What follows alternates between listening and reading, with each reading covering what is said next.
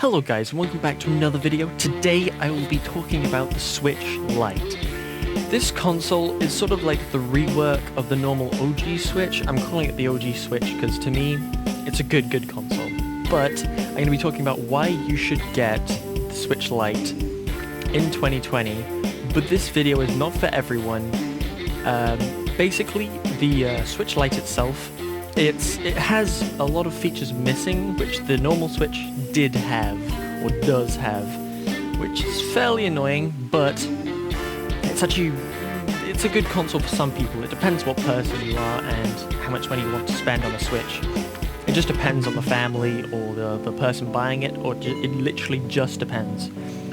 Basically, the Switch Lite itself is exactly the same console as a normal Switch, but it doesn't have removable Joy-Cons, it doesn't have the light sensors, HD rumble, or any rumble at all on the inbuilt controllers into it, because basically the controllers are just stuck on, you can't remove them, so if anything on your Switch breaks, like let's say you got some drift, because everyone's talking about that, I can make another video on that. Leave a comment down below if you want me to talk about the dead drift on Switches, but basically it hasn't got any rumble whatsoever on the inbuilt controllers itself. But as I was saying, if anything on the console doesn't work, like let's say the button goes on one of the sides of the console, you have to replace the entire thing, which isn't too good. So in the UK at the moment, I think it's like 50 or a bit more than that to get the better console, to get the Switch itself. But if you don't bother to put it on the dock whatsoever, if you actually weren't going to use the Switch as a dock, like you were just going to use it as a handheld console on the sofa, in the car, on a plane, you can't really do that anymore because of Corona, but if you were going to in the future, you probably could.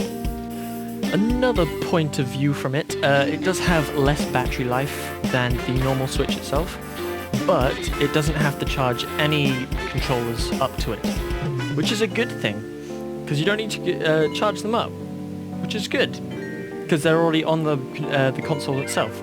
But that does mean if you've got separate controllers, like normal Joy-Cons, like these, you will not be able to dock them into the Switch. You can't charge these, you need another console to charge these up to use on that Switch, which is annoying. But if you're literally just going to use it as a handheld console, you don't want any friends to play on it, because you just don't want them to. So you can't play two-player games unless you've got a Pro Controller with you, or another Joy-Con which you've charged up on someone else's Switch. It just depends, but this is where the big but comes in. If you have your Switch docked at home, you have a normal OG Switch connected to the Wi-Fi, and you only buy the games on the Nintendo eShop, and set that as a primary console, you can get a Lite Switch, just one Lite Switch, one normal Switch. You take the Lite Switch with you, with the other Switch, with all the games you can transfer from the OG Switch to your Lite, and then you'll be able to play the exact same games, the exact same time, playing together. Yes, there's a lot to take in at one time, I know, but you could do that.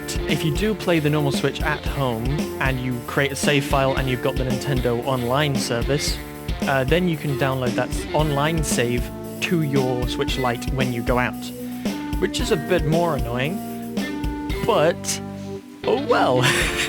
And then there's some save issues if you bring up the Switch itself. Like let's say you have to be on Wi-Fi for this. It will say when you click on the little game or app that you're trying to look at, it will say there's a brand new save file, please download it.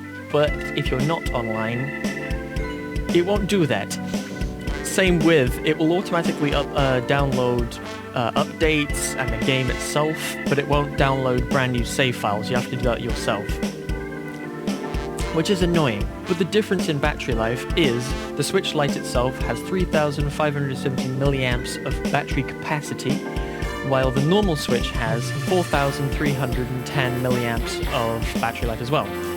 So on the normal Switch, the OG Switch, approximately the battery life is 4.5 hours to 9 hours of battery life, which is pretty good, not gonna lie.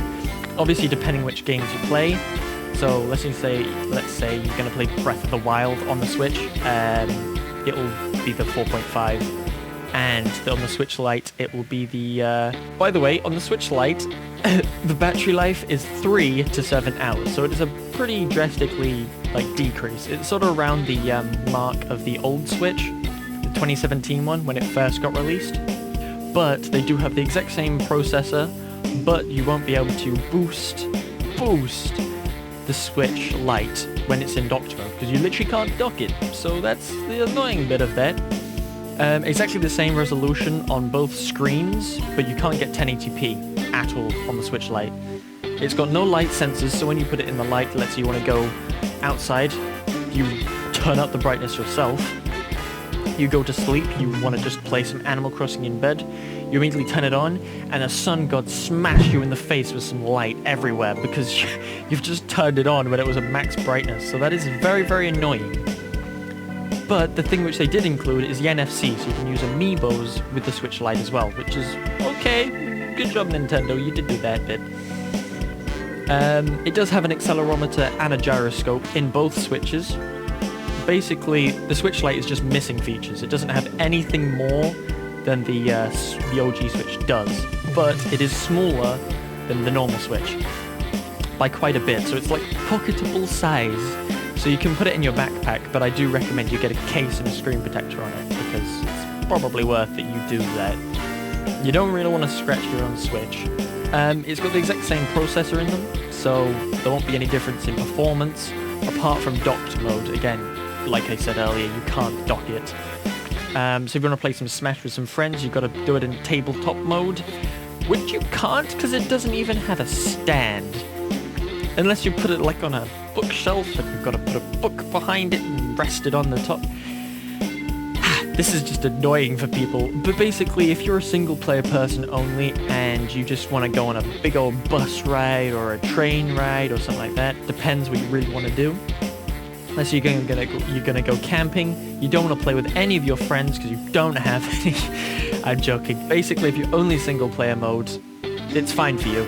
It's a great console and it's a lot more cheaper than the normal Switch, and it's probably worth it. Also, it is backwards compatible, so you can just use exactly the same cartridges, it's the exact same thing. And you can actually connect Pro Controllers and Joy-Cons to that console as well. So if you do get both consoles, you can connect the old, the Joy-Cons to it. You can connect those to it, which I guess, yes you could, but you do need to charge them up somehow. They do last 20 hours of battery life, those Joy-Cons. So you're pretty good unless you're gonna stay up for 2 days or a day playing Animal Crossing, which you probably could. But yeah, that's basically it. And it doesn't have an IR sensor, so you can't use that for whatever you want to use it for. But yeah, everything else works on it too. Bluetooth, it's still got the exact same stuff. NFC, Bluetooth, Wi-Fi.